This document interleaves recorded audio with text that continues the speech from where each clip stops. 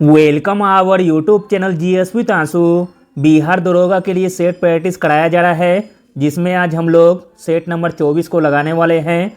इससे पहले set number 1 से 23 तक ऑलरेडी करा दिया गया है। जो लोग नहीं देखे हैं तो वो लोग प्लेलिस्ट चेक कर सकते हैं। स्टार्ट करने से पहले आप लोगों से एक ही रिक्वेस्ट है, प्लीज़ वीडियो को लाइक और सेशन ख़त्म होने के बाद किसी भी एक ग्रुप में शेयर जरूर कर दीजिएगा। चलिए शुरू करते हैं और आप लोग भी सोचिएगा अपना आंसर क्या हो सकता है।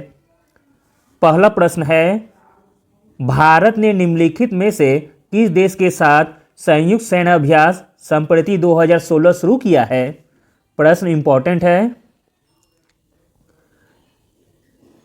तो दोस्तों, भारत ने संयुक्त सैन्य अभ्यास संप्रति 2016 शुरू किया है बांग्लादेश के साथ। Option number D. अगला प्रश्न देखते हैं। स्टार्टिंग का 5 प्रश्न करंट अफेयर से लिया गया है। 3 मार्च को प्रति वर्ष विश्व वन्यजीव दिवस के रूप में मनाया जाता है। 2023 के लिए इसकी थीम क्या है। इंपॉर्टेंट प्रश्न है। 3 मार्च को प्रति वर्ष विश्व वन्यजीव दिवस के रूप में मनाया जाता है। 2023 के लिए इसकी थीम है partnership for wild life conservation. Option number A. अगला प्रश्न देखते हैं। मोस्ट इंपॉर्टेंट प्रश्न है, कौन सा देश 2023 के अंत में अंतरिक्ष मिशन के लिए अपनी पहली महिला अंतरिक्ष यात्री भेजेगा। तो दोस्तों, वह देश है Saudi Arab. Option number A. अगला प्रश्न देखते हैं। भारतीय रेलवे का कौन सा जोन सबसे छोटा है। भारतीय रेलवे का सबसे छोटा जोन है Kolkata metro. Option number C. अगला प्रश्न देखते हैं। इंपॉर्टेंट प्रश्न है, 1 मार्च 2023 को किसे उप थल सेना अध्यक्ष नियुक्त किया गया है। 1 मार्च 2023 को उप थल सेना अध्यक्ष नियुक्त किया गया है एमबी सुचिंद्र कुमार जी को। Option number C. अगला प्रश्न है, गेम चेंजर किस खिलाड़ी की आत्मकथा का नाम है। आंसर है option number B, Shahid Afridi की। शाहिद अफरीदी की आत्मकथा का नाम है गेम चेंजर। अगला प्रश्न देखते हैं। इंपॉर्टेंट प्रश्न है, निम्नलिखित में से कौन सा एक कौटिल्य के राज के सप्तांग सिद्धांत का अंग नहीं था। कौटिल्य के राज के सप्तांग सिद्धांत का अंग नहीं था, वह था धर्म। Option number D. अगला प्रश्न देखते हैं। इंपॉर्टेंट प्रश्न है, टीपू सुल्तान और अंग्रेजों के बीच लड़ा गया तीसरा आंग्ल मैसूर युद्ध, जो कि 1790-1792 में लड़ा गया था, निम्नलिखित में से किस संधि के साथ संपन्न हुआ था। तो दोस्तों, वह संधि का नाम था श्रीरंगपट्टन की संधि। ऑप्शन नंबर ए, जिसके तहत तीसरा आंग्ल मैसूर युद्ध की समाप्ति हुई थी। अगला प्रश्न देखते हैं। प्रश्न इंपॉर्टेंट है, गदर पार्टी का मूल नाम क्या था। गदर पार्टी का मूल नाम था प्रशांत तट Hindustan association. Option number B. Ghadar party का मूल नाम प्रशांत तट हिंदुस्तान एसोसिएशन था। गदर पार्टी के संस्थापक अध्यक्ष सोहन सिंह भाकना थे और लाला हरदयास इस दल के सह संस्थापक थे। अगला प्रश्न देखते हैं। इंपॉर्टेंट प्रश्न है, बड़ा घाटी निम्न में से किस उत्तर पूर्वी राज्य में स्थित है।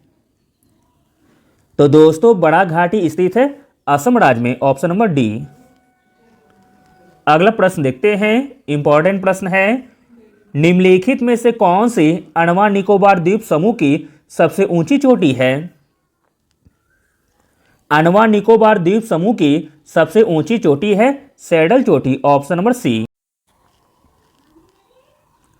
अगला प्रश्न देखते हैं। इंपॉर्टेंट प्रश्न है, निम्नलिखित में से किस राज्य में खारदंगला पर्वत दर्रा स्थित है। खारदंगला पर्वत दर्रा स्थित है जम्मू कश्मीर में। Option number B. अगला प्रश्न देखते हैं। दिए गए अयस्कों में से किसमें लोहे की मात्रा सबसे अधिक है। लोहे की मात्रा सबसे अधिक है हेमेटाइट में। ऑप्शन नंबर सी। हेमेटाइट में 60 से 70% धातु की मात्रा होती है। अगला प्रश्न देखते हैं। इंपॉर्टेंट प्रश्न है, भारत के पिकासो के रूप में किसे जाना जाता है? भारत के पिकासो के रूप में जाना जाता है एमएफ हुसैन जी को, यानी कि मकबूल फिदा हुसैन को। मकबूल फिदा हुसैन एक भारतीय समकालीन चित्रकार जिन्हें द पिकासो ऑफ इंडिया के रूप में जाना जाता है।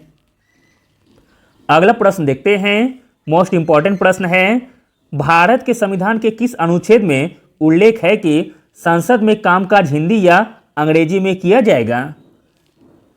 तो दोस्तों वह अनुच्छेद है अनुच्छेद 120, ऑप्शन नंबर ए। अगला प्रश्न देखते हैं, कौन से सिंथेटिक फाइबर को कृत्रिम रेशम के नाम से जाना जाता है? तो दोस्तों वह सिंथेटिक फाइबर है रेयॉन, ऑप्शन नंबर सी, जिसे कि कृत्रिम रेशम के नाम से जाना जाता है। अगला प्रश्न देखते हैं, मलेरिया परजीवी के कारण होने वाली एक घातक बीमारी है जो डैश के काटने से लोगों में फैलती है। तो दोस्तों यह फैलती है एनाफ्लिज मच्छर के काटने से, ऑप्शन नंबर ए।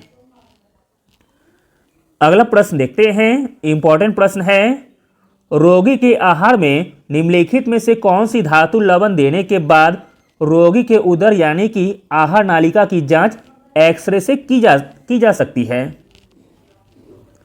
तो दोस्तों वह धातु है barium sulphate, option number A. Barium sulphate धातु लवण देने के बाद रोगी के उदर की जांच एक्सरे से की जा सकती है। अगला प्रश्न देखते हैं, आसान सा प्रश्न है, घूमर किस भारतीय राज्य का क्षेत्रीय नृत्य है?